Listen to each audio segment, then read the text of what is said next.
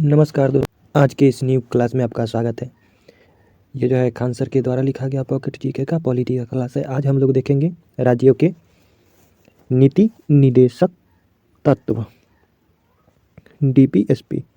भाग 4 से जो है में है ये, और भाग 4 से अनुच्छेद 36 से लेकर 51 तक है।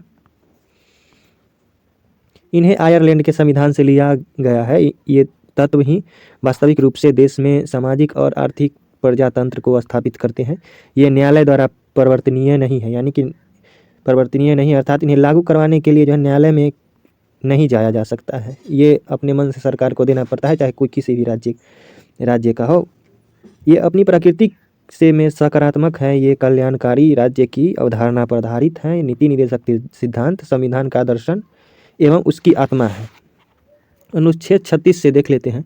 इस अनुच्छेद में कहा गया है कि अनुच्छेद 12 में दी गई राज्य की परिभाषा भाग 4 अर्थात नीति निदेशक तत्वों के लिए भी लागू होती है। अनुच्छेद 37, यद्यपि नीति निदेशक तत्व न्यायालय द्वारा परिवर्तनीय नहीं है, तथापि ये शासन में मूलभूत है और राज्यों को विधि बनाते समय इन तत्व का ध्यान यानी कि प्रयोग करना चाहिए। अनुच्छेद 37 देख लिए। 38 में जो है लिखा गया है राज्य लोक कल्याण की अभिवृद्धि के लिए प्रयास करेगा। लोक कल्याण के लिए अभिवृद्धि के लिए प्रयास करेगा। और अनुच्छेद 38 के 1 में जो है सामाजिक आर्थिक राजनीतिक न्याय की स्थापना हेतु राज्य द्वारा प्रयास किया जाएगा। और अनुच्छेद 38 के 2 में जो है राज्य आय प्रतिष्ठा अवसर तथा सुविधाओं की असमानता को समाप्त करने का प्रयास करेगा। यानी कि कोई भी यूनिवर्सिटी हो उसमें इसे 44वें संविधान संशोधन 1978 द्वारा जोड़ा गया है। किसको? तो अनुच्छेद 38, यानी कि राज्य प्रतिष्ठा आय अवसर तथा सुविधाओं की असमानता को समाप्त करेगा। अनुच्छेद 39, राज्य अपनी नीतियों का संचालन इस प्रकार करेगा कि अनुच्छेद 38 के जीविकोपार्जन का साधन प्रत्येक स्त्री एवं पुरुष को समान रूप से उपलब्ध है। यानी कि जीविकोपार्जन वेतन जो है समान रूप से स्त्री और पुरुष को समान वेतन दिया जाए। अनुच्छेद 39 भी भौतिक साधनों यानी कि यथा खनिज, पेट्रोलियम, धातु, कोयला आदि पर राज्य इस प्रकार नियंत्रण करे जिससे इसका जो है लाभ संपूर्ण समाज को मिल सके। अनुच्छेद 39 को जो है सी, देश की पूंजी संपत्ति तथा उत्पादन के संसाधनों का विकेंद्रीकरण हो, ठीक है। और अनुच्छेद 39 के डी में जो है समान कार्य के लिए जो है समान वेतन प्रावधान, स्त्री एवं पुरुष दोनों को समान मिलना चाहिए। अनुच्छेद ई में जो है यहाँ पे राज्य श्रमिक स्त्री पुरुष के स्वास्थ्य और शक्ति का तथा बालकों के सुकुमार अवस्था का दुरुपयोग नहीं होने देंगे। अनुच्छेद 39 के ई है। अनुच्छेद 39 के एफ में जो है राज्य बालकों के जो है स्वस्थ विकास हेतु स्वतंत्र एवं गरिमामय वातावरण उपलब्ध कराएगा। साथ ही बालकों तथा अल्पसंख्यकों की शोषण से रक्षा करेगा। इसे 42वें संविधान संशोधन जो है जोड़ा गया है। अनुच्छेद 39 का क जो है इसमें जो है समान न्याय और निःशुल्क विधिक सहायता, ठीक है। अब बढ़ते हैं अनुच्छेद 40 में क्या लिखा गया, ग्राम पंचायतों का गठन। अनुच्छेद 41 में जो है कुछ विशेष परिस्थितियों में रोजगार यानी कि काम, शिक्षा, सहायता पाने की अधिकार, साथ ही बेकारी जो है, बीमारी एवं बुढ़ापे में सहायता का प्रावधान है। अनुच्छेद 42 राज्य काम की न्यायसंगत और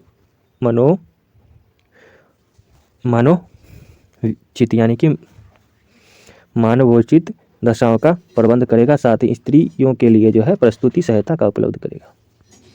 अनुच्छेद 43 कृषकों एवं अन्य मजदूरों की जीवन का जो है निर्वहन हेतु न्यूनतम मजदूरी तथा कुटीर उद्योग को जो है प्रोत्साहन। अनुच्छेद 43 में 43 का क जो है उद्योग के प्रबंधन में कामगारों श्रमिकों का प्रतिनिधित्व। अनुच्छेद 43 ख का सहकारी समितियों का उन्नयन। अनुच्छेद 44 समान सिविल संहिता। अनुच्छेद 45 का देख लेते हैं। तो अनुच्छेद 45 में जो है बच्चों की आरंभिक देखभाल एवं शिक्षा की व्यवस्था।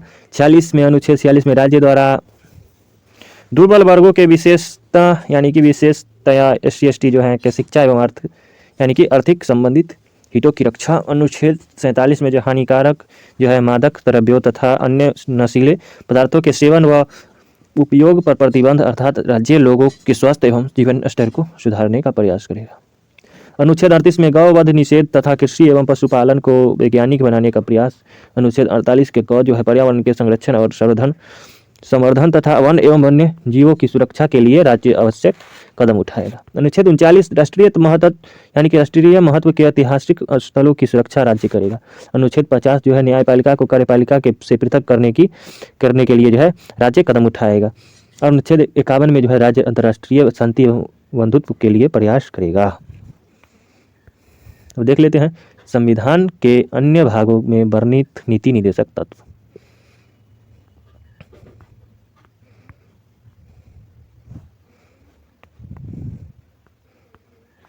अनुच्छेद जो है 51 में जो है ये देख लिया अंतर्राष्ट्रीय शांति, संविधान के अन्य भागों में वर्णित नीति निर्देशक तत्व। अनुच्छेद 350 राज्य भाषाई अल्पसंख्यक वर्ग के बालकों हेतु प्राथमिक स्तर पर मातृभाषा में शिक्षा की व्यवस्था करेगा। यानी कि ये जो है लड़ नहीं सकते हैं, इसके अगर नहीं भी करेगा तो लड़ नहीं सकते हैं, न्यायालय में केस नहीं कर सकते हैं इसके खिलाफ। अनुच्छेद 51 में जो है संघ का कर्तव्य है कि हिंदी भाषा के प्रचार हेतु प्रयास करे। अनुच्छेद 335 संघ तथा राज्य की सेवाओं में नियुक्ति करने में जो है SC/ST की नियुक्ति, ठीक है, प्रशासन की दक्षता को ध्यान में रखा जाएगा। संविधान में नीति निर्देशक तत्व तेज बहादुर सप्रू समिति की सिफारिश पर शामिल किए गए हैं। संविधान निर्माताओं ने इन्हें आयरलैंड के संविधान से लिया है। कहाँ से? तो आयरलैंड के संविधान से। आगे देख लेते हैं नीति निर्देशक तत्व और तथा मूल अंतर क्या है। न्यायालय में वाद योग्य, यानी कि ये जो है न्यायालय में इसके खिलाफ केस कर सकते हैं। यानी कि मूल अधिकार का कोई अगर उल्लंघन करता है, जैसे कि किसी को मारपीट करता है, तो इसको जो है केस कर सकते हैं न्यायालय में। न्यायालय में ये वाद योग्य नहीं है, ठीक है। अगर कोई व्यक्ति आपको जो है जैसे कि भाषाई अल्पसंख्यक वर्ग के बालकों हेतु प्राथमिक स्तर पर मातृभाषा जो है 350 में दिया गया शिक्षा की व्यवस्था रहेगा। अगर नहीं भी हो रहा है तो इसके लिए जो है योग्य, ये उसका मर्जी होता है, ठीक है, मानवता के हिसाब से। इसका एक मतलब समझ लीजिए कि ये जो है न्यायालय में वाद योग्य नहीं है। प्रकृति में नकारात्मक, यानी कि प्रकृति में नकारात्मक है, अर्थात राज्य को कुछ कार्यों को करने की से रोकते हैं ये मूल अधिकार। लेकिन ये जो है प्रकृति में जो है सकारात्मक है, अर्थात राज्य को कुछ कार्य करने की अनुमति देते हैं, ठीक है। 3 में जो राजनीतिक लोकतंत्र की भाषा स्थापना सहायक में है और सामाजिक आर्थिक लोकतंत्र की जो है स्थापना में सहायक है, ठीक है। ये व्यक्ति केंद्रित होते हैं और ये समाज केंद्रित होते हैं, ठीक है। ये व्यक्ति के लिए है और ये समाज के लिए है, ठीक है। ये उदारवादी दर्शन पर आधारित हैं और ये जो है सामाजिक कल्याणी गांधीवादी पर्यावरणीय एवं अंतर्राष्ट्रीय दर्शन पर आधारित हैं। आगे देखिए यहाँ पे नोट में दिया गया है राज्य के नीति निर्देशक तत्व जो हैं न तो विधायिका के और न ही कार्यपालिका के कार्यों पर निर्बंधन करते हैं। ये विधायिका, कार्यपालिका और संवैधानिक मामलों में राज्य के लिए सिफारिश है। इन्हें लागू करना राज्य की इच्छा पर निर्भर करता है, बोले ना, उसकी इच्छा अनुसार, ठीक है। संविधान के संशोधन द्वारा जोड़े गए नए नीति निर्देशक तत्व जो है 42वां संविधान संशोधन 1976 जो है अनुच्छेद कितना को, तो 39 क को, अनुच्छेद 43 क को, अनुच्छेद 48 क को, और 44वां संविधान संशोधन 1978 अनुच्छेद 38 का 2 को, और 97वें संविधान संशोधन द्वारा जो 2011 में जो है अनुच्छेद 43 के ख को, यानी कि 42वां जो संविधान संशोधन 1976 को, 44वां 1978 को और 97 यानी कि 97वां संविधान संशोधन 2011 को ये सब जोड़ा गया, ठीक है। नीति निर्देशक तत्व के संबंध में विचार कर लेते हैं थोड़ा सा। नीति निर्देशक तत्व के संबंध में विचार। KM पनिक्कर, यानी कि पनिक्कर ने के अनुसार यह आर्थिक क्षेत्र में समाजवाद की स्थापना करते हैं। KT शाह के शब्दों में यह एक ऐसा चेक है जिसका भुगतान बैंक की इच्छा पर छोड़ दिया जाता है। डॉक्टर अंबेडकर ने नीति निर्देशक तत्वों को अनुरूपीय विशेषता वाला कहा है। नेहरू के शब्दों में नीति निर्देशक तत्व समाज के समाजवादी ढांचे की स्थापना करते हैं। आगे देख लेते हैं यहाँ पे मूल कर्तव्य भाग 4 से जो है, भाग 4 में है मूल कर्तव्य, ये अनुच्छेद 51 का क।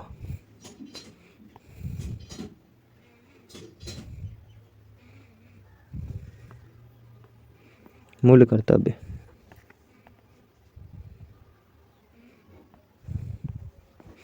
मूल कर्तव्य से तात्पर्य संविधान के भाग 4 क, यानी कि कितना, तो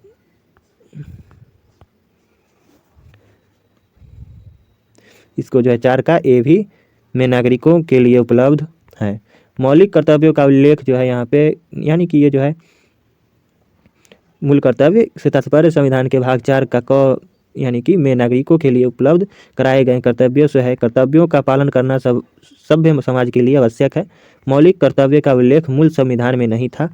भूतपूर्व सोवियत संघ के जो है संविधान से प्रेरणा लेकर स्वर्ण सिंह समिति का गठन किया। इन्हें स्वर्ण सिंह समिति की सिफारिश के आधार पर 42वें संविधान संशोधन अधिनियम 1976 के द्वारा जो है जोड़ा गया। ठीक है, इस संशोधन के द्वारा संविधान में नया भाग 4 क मूल कर्तव्य नाम से जोड़ा गया। इस संशोधन द्वारा अनुच्छेद 51 का क जोड़कर जिसमें 10 मूल कर्तव्य जोड़े गए। 46वें संविधान संशोधन अधिनियम 2002 के द्वारा प्राथमिक शिक्षा का मूलभूत कर्तव्य जोड़ने के बाद मूल कर्तव्य की संख्या 11 हो गई, यानी कि हो गई है। अतः यह मूल कर्तव्य जो है कितने हैं, तो 11 मूल कर्तव्य हैं। स्वर्ण सिंह समिति क्या था देख लेते हैं।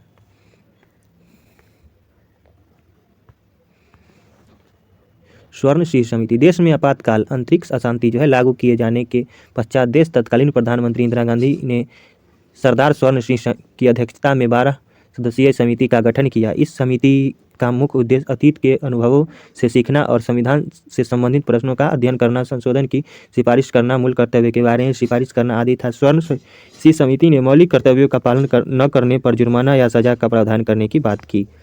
स्वर्ण सिंह समिति के सदस्य जो सरदार स्वर्ण सिंह अध्यक्ष थे और AR अंतुल्य, BN गाडगिल यानी कि BN Gadgil, CM Stephen, DP Singh, DP Goswami, BV साढ़े और BN मुखर्जी। ठीक है, ये सब थे।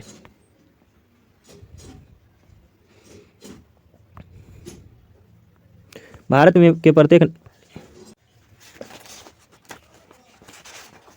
प्रत्येक नागरिक का कर्तव्य होगा कि देख लेते हैं। संविधान का पालन करे तथा उसके आदर्शों, संस्थाओं और अंतर्राष्ट्रीय प्रतीकों को ध्वज और यानी कि ध्वज और राष्ट्रगान का सम्मान करे। पहला हो गया राष्ट्रीय आंदोलन के प्रेरक आदर्शों का पालन करें। भारत की दूसरा हो गया ये। तीसरा में भारतीय की संप्रभुता, एकता और अखंडता की रक्षा करेगा। चौथा में देश की रक्षा और राष्ट्र सेवा करेगा। पांचवा में भारत के लोगों में जो है सत्ता और भ्रातृत्व की भावना का विकास करेगा। और छठा में राष्ट्र की समन्वित संस्कृति की गौरवशाली परंपरा की रक्षा करेगा। सातवां में जो है वैज्ञानिक दृष्टिकोण, मानववाद और ज्ञान अर्जन का विकास करे। और आठवां में प्राकृतिक पर्यावरण की रक्षा और सभी प्राणियों के प्रति दया भाव रखे।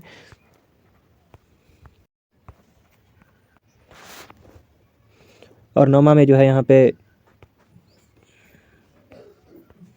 सार्वजनिक संपत्ति की सुरक्षा करे या हिंसा से दूर रहे। 10वां में व्यक्तित्व तथा सामूहिक उत्कर्ष का प्रयास करे। और 11वां में 86वें संविधान संशोधन 2002 द्वारा जो है यह व्यवस्था की गई कि प्रत्येक बच्चे के अभिभावकों का कर्तव्य होगा कि वह अपने 6 से 14 वर्ष के बच्चों की शिक्षा के लिए उपयुक्त मौलिक तैयार कराएं। मौलिक कर्तव्यों की विशेषताएं देख लेते हैं। मौलिक कर्तव्य की विशेषता। मौलिक कर्तव्य नागरिक एवं नैतिक प्रकृति के हैं। मौलिक कर्तव्य भारतीय नागरिकों पर लागू होते हैं, विदेशियों पर नहीं। मौलिक अधिकार एवं मौलिक कर्तव्य में स्पष्ट अंतर है। मौलिक कर्तव्य कानूनी तौर पर लागू नहीं किए जा सकते हैं। नोट: JS वर्मा समिति 1999 ने देश के नागरिकों को मौलिक कर्तव्य सिखाने का सुझाव दिया। आगे देख लेते हैं संघीय कार्यपालिका। संघीय कार्यपालिका संविधान के भाग 4 यानी कि संविधान के भाग 5 के अध्याय 1 में अनुच्छेद 52 से लेकर 78 तक संघीय कार्यपालिका का उल्लेख है। कार्यपालिका सरकार द्वारा दूसरा महत्वपूर्ण अंग है, जिसका मुख्य कार्य व्यवस्थापिका द्वारा निर्मित कानून को जो है क्रियान्वित करना और शासन का संचालन करना है। हमारे यहाँ संसदीय शासन है। संसदीय शासन प्रणाली में कार्यपालिका के 2 प्रधान होते हैं, एक संवैधानिक प्रधान तथा दूसरा जो है वास्तविक प्रधान। इस प्रभार यानी कि इस प्रभार संघीय कार्यपालिका का संवैधानिक एवं नाममात्र का प्रधान राष्ट्रपति तथा वास्तविक प्रधानमंत्री एवं उसका मंत्रिपरिषद होता है। संवैधानिक कार्यपालिका के अंतर्गत देश के मुख्य रूप से राष्ट्रपति, उपराष्ट्रपति, महान्यायवादी शामिल होते हैं। तो आगे देखते हैं राष्ट्रपति क्या होता है।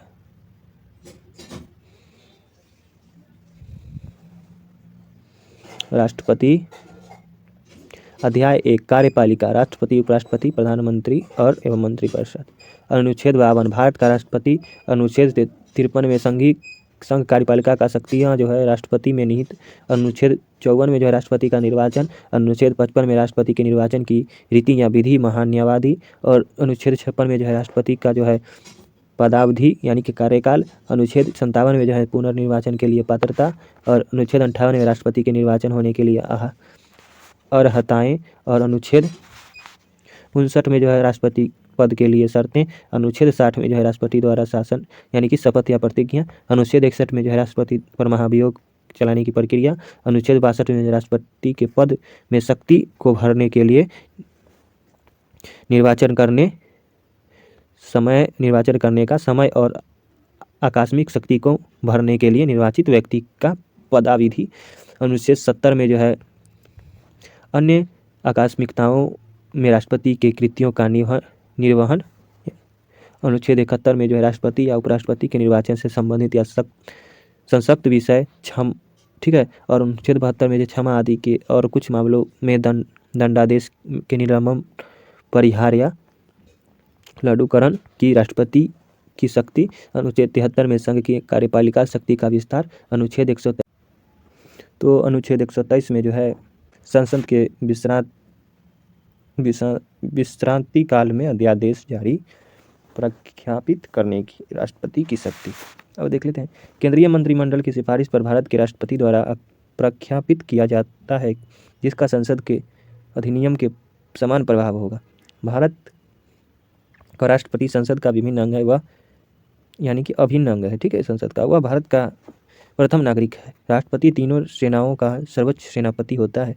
राष्ट्रपति भारतीय संघ कार्यपालिका का जो है औपचारिक प्रधान है। राष्ट्रपति देश का मुखिया या प्रधान है। देश के सभी कार्य राष्ट्रपति के नाम यानी कि नाम से किया जाता है। वह देश का संवैधानिक अध्यक्ष होता है, जिसका निवास राष्ट्रपति भवन नई दिल्ली में है तथा राष्ट्रपति भवन का निर्माण शुरू 1912 में हुआ तथा 1929 में बनकर तैयार हो गया। एयर इंडिया वन भारतीय राष्ट्रपति, उपराष्ट्रपति व प्रधानमंत्री को ले जाने के लिए जिसका इंदिरा गांधी अंतर्राष्ट्रीय हवाई अड्डे से संचालन होता है। राष्ट्रपति देश का राज्य प्रमुख, संवैधानिक प्रमुख या नाम मात्र का मुखिया, कार्यकारी प्रमुख है, यानी कि नाम मात्र का मुखिया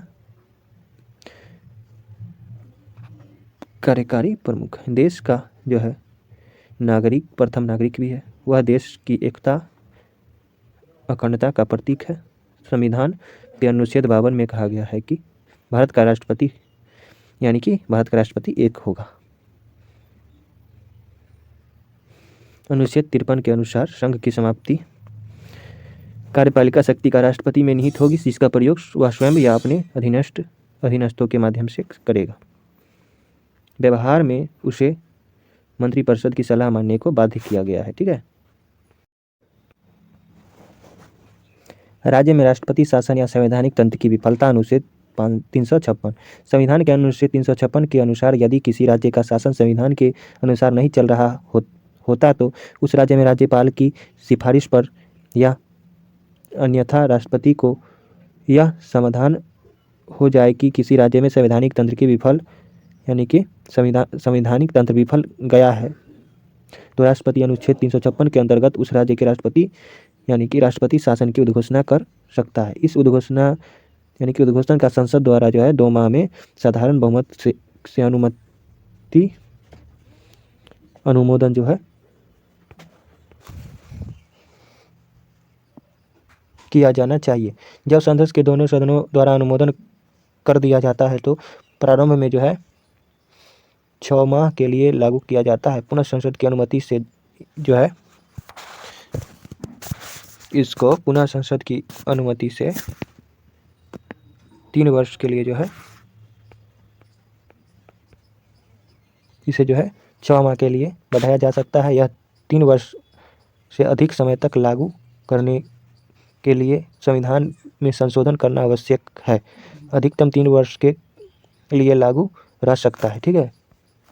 अनुच्छेद 65 के अनुसार यदि कोई राज्य सरकार संघ द्वारा दिए गए निर्देशों की अनुपालन नहीं कर रहा है या उसको प्रभावी बनाने में राज्य असफल रहता है तो राष्ट्रपति यह मान सकता है कि राज्य में राष्ट्रपति शासन लगाया जा सकता है। भारत में सबसे पहले पंजाब पेप्सू में 1951 में राष्ट्रपति शासन लगाया गया और सबसे अधिक समय जो है लंबे समय जो है तक 5 वर्ष जो है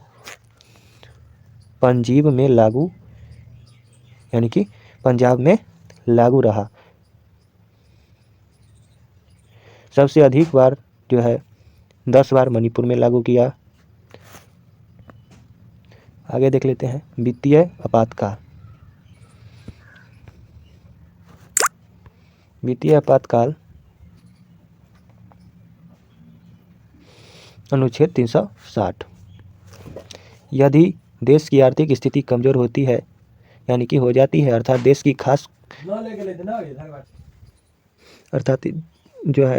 खास को खतरा उत्पन्न हो जाता है तो अनुच्छेद 360 के अंतर्गत राष्ट्रपति द्वारा वित्तीय आपातकाल की घोषणा संपूर्ण देश या उसके किसी भूभाग पर की जा सकती है। कोई खतरा हो, ठीक है, देश की, तो राष्ट्रीय आपातकाल लागू कर सकता है पूरा देश में या किसी भूभाग पर किसी राज्य में, ठीक है।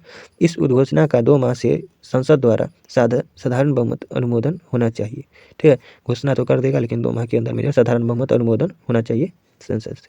अनुमोदन होने पर जो है संसद की सामान्य बहुमत से स्वीकृत, ठीक है। पर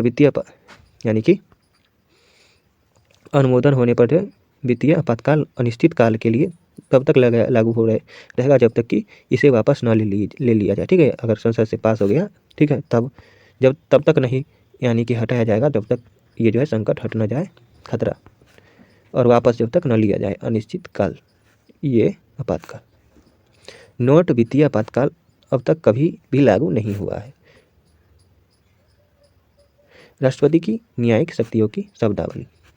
संविधान के अनुच्छेद 72 में राष्ट्रपति के क्षमादान का प्रावधान है। क्षमा, इसका तात्पर्य है कि दोष सिद्ध व्यक्ति के दंड को पूर्ण रूप से क्षमा करना ऐसी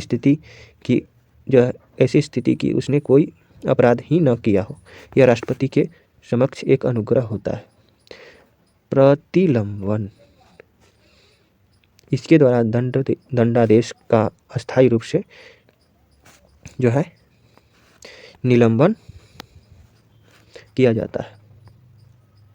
इसके उद्देश्य दोषी व्यक्ति को क्षमादान या दंडादेश के स्वरूप परिवर्तन हेतु या याचना के लिए समय देना है। विराम, विशेष कारणों से शून्य दंड न्यून दंडादेश जारी करना। परिहार, दंड की प्रकृति में परिवर्तन किए बिना दंड की मात्रा को कम करना, जैसे 2 वर्ष के कठोर कारावास को 1 वर्ष या 6 माह कर देना। लघुकरण, दंड की प्रकृति में परिवर्तन करते हुए उसे कम करना, जैसे 2 वर्ष के कठोर कारावास को 1 वर्ष के साधारण कारावास में बदलना। आगे देख लेते हैं उपराष्ट्रपति। उपराष्ट्रपति अनुच्छेद 63।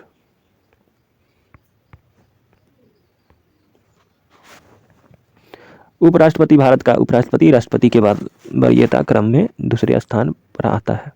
अनुच्छेद और विवरण देख लेते हैं। अनुच्छेद 63 में जो है भारत का एक उपराष्ट्रपति होगा। अनुच्छेद 64 में उपराष्ट्रपति राज्यसभा का पदेन सभापति होगा और अन्य कोई लाभ का पद धारण नहीं करेगा। अनुच्छेद 65 में जो है राष्ट्रपति की मृत्यु, पद त्याग या पद से हटाए जाने या अन्य कारणों से उसके पद में हुई रिक्ति की दशा में उस उपराष्ट्रपति राष्ट्रपति के रूप में जो है कार्य करेगा। आगे देख लेते हैं 66। अनुच्छेद 66 उस उपराष्ट्रपति के निर्वाचन के संबंध में। अनुच्छेद 67 उपराष्ट्रपति पदाविधि। अनुच्छेद 68 राष्ट्रपति के पद की रिक्ति को भरने के लिए निर्वाचन कराने का समय और आकस्मिक रिक्ति भरने के लिए निर्वाचित व्यक्ति का पदावधि, ठीक है। अनुच्छेद 68 के 1 में जो है उपराष्ट्रपति की पदावधि की समाप्ति से हुई रिक्ति को भरने के लिए पदावधि को जो है समाप्ति से पहले ही निर्वाचन पूर्ण कर लिया जाएगा। अनुच्छेद 68 के 2 में राष्ट्रपति की मृत्यु पद त्याग या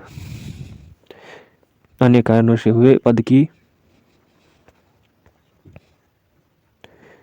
जो है रिक्त को भरने के लिए यथाशीघ्र निर्वाचन किया जाएगा तथा निर्वाचित व्यक्ति अपने पद ग्रहण की तारीख से 5 वर्ष की पूरी अवधि तक पद धारण करेगा, अनुच्छेद 67 के अधीन रहते हुए।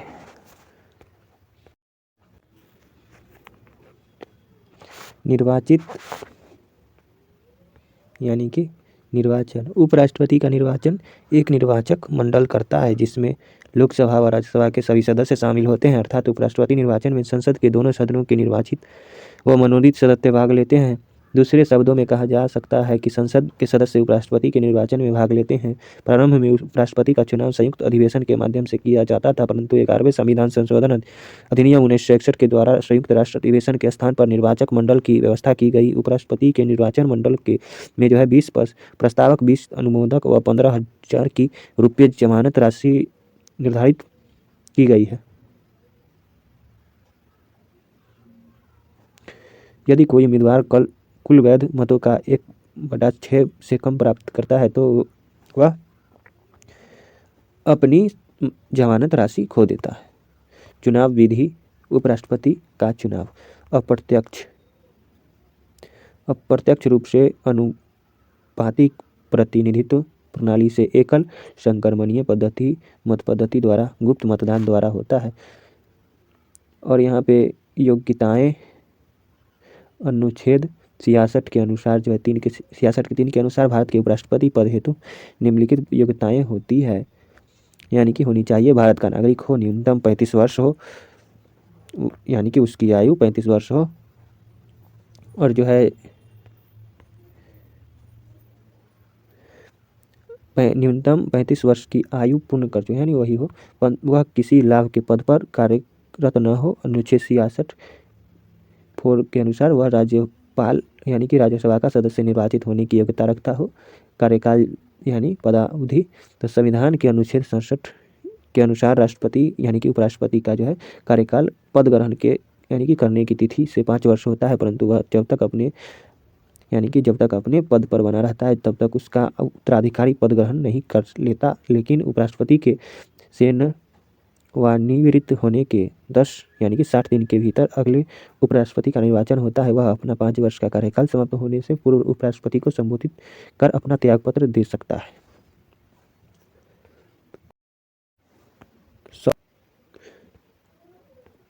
शपथ। अनुच्छेद 69 के अनुसार उपराष्ट्रपति अपना पद ग्रहण करने से पूर्व राष्ट्रपति के समक्ष शपथ ग्रहण करता है। राष्ट्रपति द्वारा उपराष्ट्रपति को संविधान व विधि के संरक्षण की शपथ दिलाई जाती है।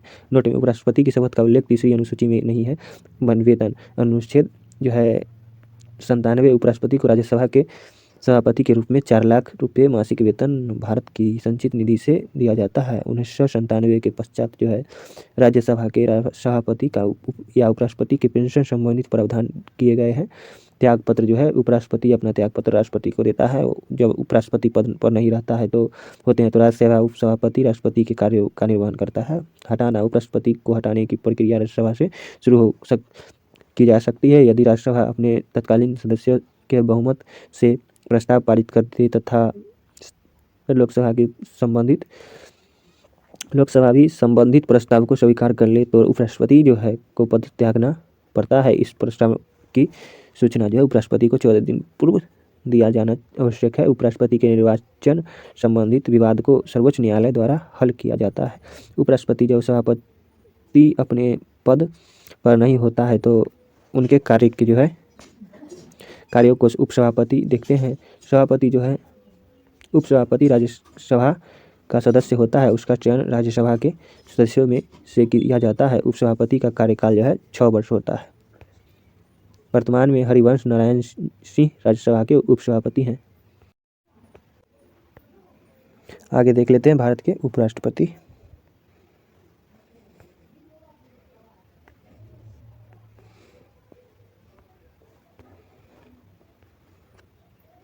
तो उपराष्ट्रपति डॉक्टर जो है एस राधाकृष्ण जो 13 मई 1952 से 12 मई 1962 तक रहे राष्ट्र, ठीक है।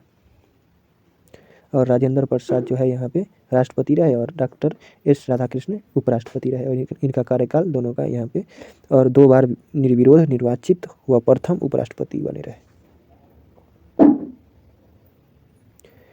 डॉक्टर जाकिर हुसैन यानी कि उपराष्ट्रपति 13 मई 1962 से 12 मई 1967।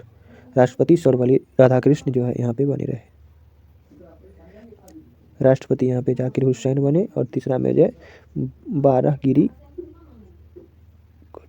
वेंकटगिरी जो है 13 मई 1967 से 3 मई 1969 तक बने रहे, ठीक है। जाकिर हुसैन जो है राष्ट्रपति।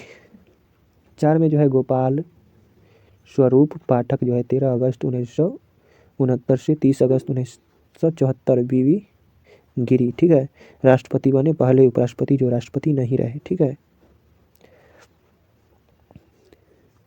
5वां जो है DBD जत्ती 31 अगस्त जो है 1974 से 30 अगस्त 1969 और राष्ट्रपति फखरुद्दीन अली अहमद। 6 जो है छठा में मोहम्मद हिदायतुल्लाह 31 अगस्त 1979 ने यहाँ पे, ये भी जो है 79 यानी कि 31 अगस्त 1979 से 31 अगस्त 1984, ठीक है, बने रहे। और नीलम संजीव रेड्डी राष्ट्रपति। यहाँ पे 69 बोला गया होगा, यहाँ पे जो है 69 यहाँ पे 79 होगा, ठीक है।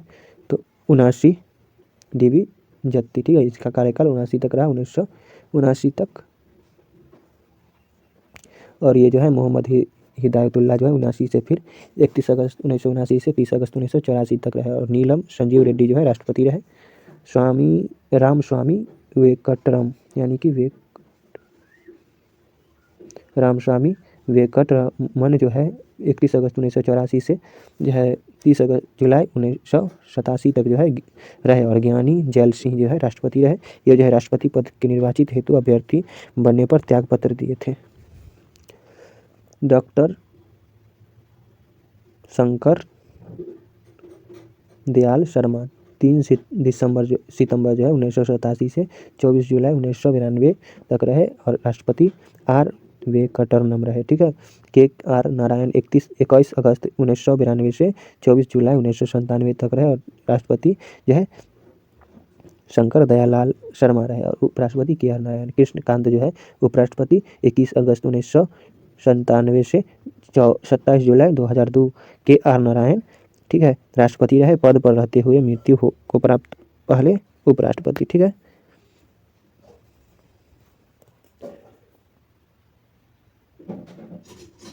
आगे देख लेते हैं। 11 में जो है भैरव सिंह शेखावत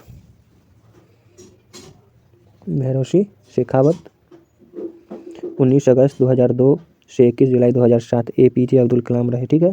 मोहम्मद हामिद अंसारी 11 अगस्त 2007 से 11 अगस्त 2012, फिर 11 अगस्त 2012 से 11 अगस्त 2017। प्रतिभा पाटिल प्रणब मुखर्जी राधाकृष्ण के बाद जो है दूसरे व्यक्ति जो 2 बार उपराष्ट्रपति बने। M वेंकैया नायडू जो है 11 अगस्त 2017 से 11 अगस्त 2022, ठीक है। रामनाथ कोविंद भाजपा के एकमात्र राष्ट्रीय अध्यक्ष जो उपराष्ट्रपति बने। जगह यानी कि 14 में जो है अभी 14वां उपराष्ट्रपति जो है जगदीप धनखड़, ठीक है, धनखड़ 11 अगस्त 2022 से लगातार है, ठीक है। और द्रौपदी मुर्मू अभी के राष्ट्रपति हैं, ठीक है। अब देख लेते हैं यहाँ पे भारत के प्रथम उपराष्ट्रपति जो है डॉक्टर राधाकृष्ण बने थे, जो कार्यकाल जो 1952 से 1962 तक उपराष्ट्रपति रहे और बाद में राष्ट्रपति निर्वाचित हुए। देश के 11वें क्रम में मुख्य न्यायाधीश M हिदायतुल्लाह 20 जुलाई 1969, ठीक है, 69 से 24 अगस्त 1900 1969 तक कार्यवाहक राष्ट्रपति रहे। कार्यवाहक राष्ट्रपति कौन रहे? तो न्यायाधीश जो है मुख्य न्यायाधीश एम हिदायतुल्ला। और बाद में 1979 से 1984 तक उपराष्ट्रपति बने रहे। ठीक है, ये उपराष्ट्रपति कृष्णकांत पहले उपराष्ट्रपति थे जिनकी पद पर जो है रहते ही मृत्यु हो गया था। मोहम्मद हामिद अंसारी ऐसे दूसरे व्यक्ति हैं जो 2 कार्यकाल 2007 से 2017 तक उपराष्ट्रपति रहे। डॉक्टर राधाकृष्ण हिदायतुल्ला और शंकर दयाल शर्मा निर्विरोध उपराष्ट्रपति बने। भारत के पूर्वभूत उपराष्ट्रपति एम वेंकैया नायडू द्वारा विधायी निकायों में सुधार हेतु तथा विधायी नियमों को कारगर बनाने के लिए 15 सूत्रीय सुझाव दिया गया है, जिसमें विधेयक के सामाजिक, आर्थिक, प्रशासनिक एवं पर्यावरणीय प्रभावों, संसदीय समिति के कार्यकाल वृद्धि, महिला आरक्षण, संसद व विधानसभा की प्रतिवर्ष बैठक निश्चित करने का प्रस्ताव सूत्र शामिल है।